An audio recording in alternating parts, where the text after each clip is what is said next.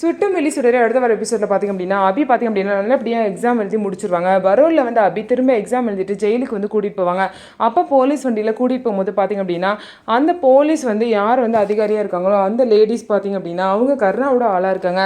கருணா வந்து நான் அபியை வந்து கடத்தணும் அப்படின்னு சொல்லிடுறாங்க. இதனால் பார்த்திங்க அப்படின்னா அவங்களும் வந்து பார்த்திங்கன்னா கருணாவோட பிளானுக்கு ஒத்து போகிறாங்க. அந்த மாதிரி விஷயத்த பண்ணுறாங்க. ஸோ இவங்கெல்லாம் வந்து டீ குடிக்கிற மாதிரி ஒரு இடத்துல வந்து வண்டியை வந்து நிறுத்திடுறாங்க. வண்டியில் அபி மட்டும் இருக்காங்க. அப்போ வந்து கருணாவோட ஆளுங்க வந்து ஒரு வண்டியில் வந்து வராங்க. அந்த வண்டியில் வந்து ஒரு புகை மூட்டத்தை போட்டு விட்றாங்க. போட்டு விட்டு பார்த்திங்க அப்படின்னா அபியை வந்து கடத்திட்டு போயிட்டாங்க. கடத்திட்டு போய் இப்போ அபி வந்து கருணாவோட கஸ்டடியில் தான் இருக்காங்க. இந்த விஷயம் பார்த்திங்க அப்படின்னா பரவ ஆரம்பிக்குது. நியூஸில் என்ன சொல்லிடுறாங்க அப்படின்னா அபி வந்து ஜெயிலுக்கு போகிற வழியில் தப்பிச்சு போயிட்டாங்க அப்படின்னு சொல்லிட்டு தப்பாக வந்து ஒரு நியூஸ் வருது.